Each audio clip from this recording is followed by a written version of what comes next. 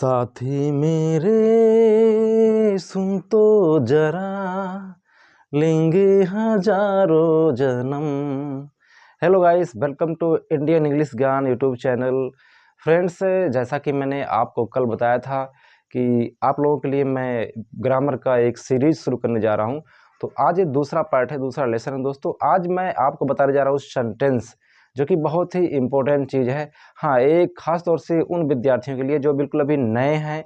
तो आप जो नए लोग हैं, प्लीज़ आप इस वीडियो को ज़रूर देखें, क्योंकि आपके लिए बहुत ही कारगर सिद्ध होने वाला है वीडियो। तो सबसे पहले दोस्तों ध्यान देंगे, यहाँ पर मैंने लिखा हुआ सेंटेंस, और सेंटेंस किसे कहते हैं आप इस बात पर ज़्यादा ध्यान दें, क्योंकि बहुत सारे लोग तो जानते हैं, एक उनको इसका भाव पता होता है सेंटेंस एक्चुअली में क्या है, लेकिन उसका एक एग्जाम्पल अगर देखें तो आपको ये भी चीज़ जानना जरूरी है। तो ध्यान देंगे, यहाँ पर लिखा हुआ है व्हाट इज सेंटेंस, सेंटेंस क्या है, ठीक है, अर्थात हम सेंटेंस किसे कहते हैं।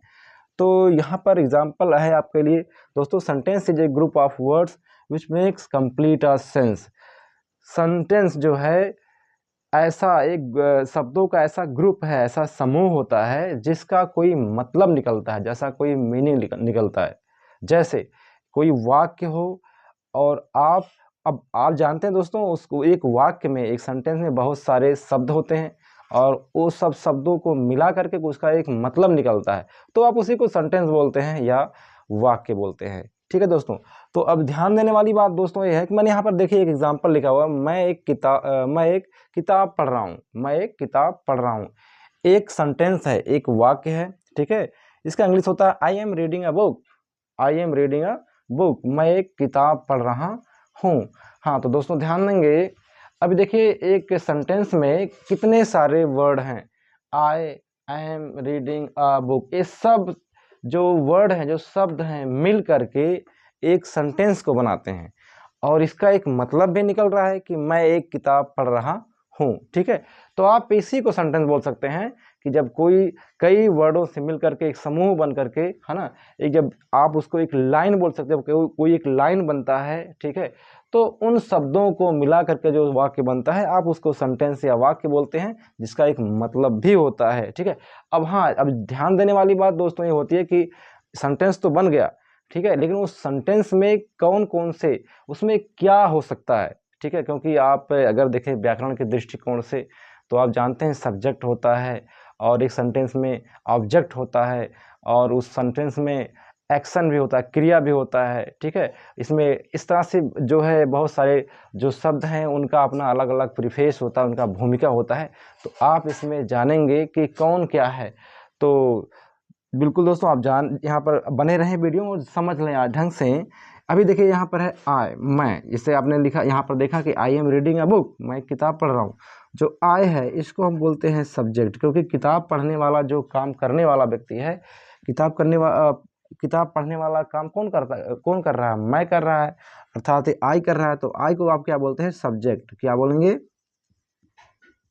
सब्जेक्ट। आई आपका हो गया सब्जेक्ट, जिसको बोलते हैं आप हिंदी में कर्ता, क्या बोलेंगे, कर्ता।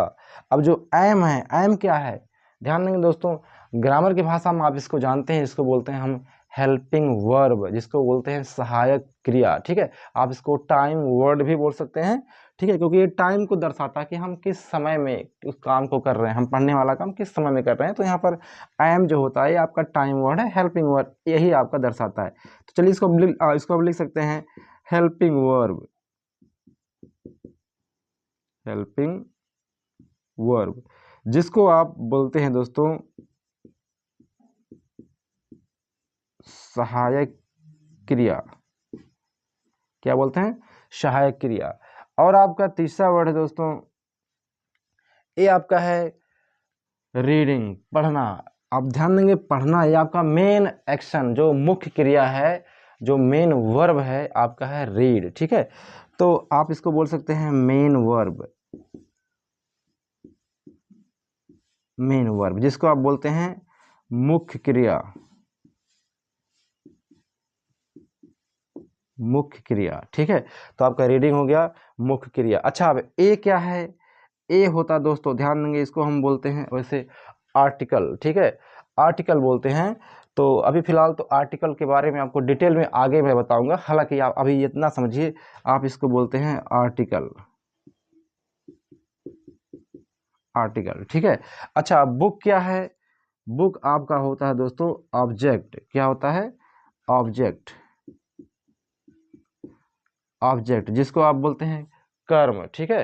तो दोस्तों आपको यही चीज़ें जाननी होती हैं यहाँ पर कि एक सेंटेंस में जो सभी वर्ड होते हैं, जो सभी मिल करके एक सेंस बनाते हैं, एक मतलब बनाते हैं उस सेंटेंस का, उन सभी शब्दों को जो एक सेंटेंस बना रहे हैं सब लोग मिल करके, उन सभी शब्दों का अपना अपना नाम है, उनको हम क्या कह के बोलते हैं। तो आज आपने देखा जो काम को कैसे, मैं I am reading book, a book, मैं एक किताब पढ़ रहा हूँ, तो मैं जो है, जो मैं हूँ, जो मैं बुक पढ़ने वाला काम कर रहा हूँ, मैं सब्जेक्ट हो गया हूँ, ठीक है। आई एम आपका है हेल्पिंग वर्ब, जिसको बोलते हैं सहायक क्रिया या टाइम वर्ड बोलते हैं। फिर आपका है रीडिंग, रीडिंग है मेन वर्ब, जिसको आप बोलते हैं एक्शन, ठीक है, एक्शन बोल सकते हैं। और आपका है आर्टिकल, ठीक है।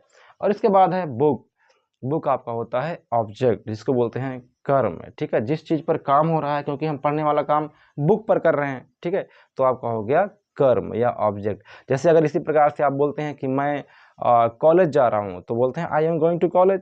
तो यहाँ पर जो ऑब्जेक्ट है वो कॉलेज है, हम जाने वाला तो काम कर रहे हैं, गोइंग का काम कर रहे हैं दोस्तों, लेकिन जिस जगह हम जा रहे हैं, ठीक है, कॉलेज जा रहे हैं, तो कॉलेज आपका होता है ऑब्जेक्ट, ठीक है, जिसको बोलते हैं कर्म। तो दोस्तों इसी प्रकार से आपको ध्यान देनी है कि बस एक सेंटेंस में इतने पार्ट होते हैं, और सेंटेंस में जो एक एक शब्द के एक एक शब्दों को हम क्या बोलते हैं, आज आपने सीखा। तो मैं उम्मीद करता हूँ आपको समझ में आया। हाँ, जो नए लोग हैं आप सभी ध्यान देंगे इस बात पर, अगर आपको समझ में नहीं आया ये चीज़, आप फिर से इसको देख सकते हैं, ताकि आपको पूरा क्लियर हो जाए कि एक सेंटेंस में जो वर्ड हैं, जो शब्द हैं, उनको हम क्या क्या बोलते हैं। तो दोस्तों अब मिलते हैं अगले वीडियो में, तब तक के लिए जय हिंद, जय भारत, वंदे मातरम।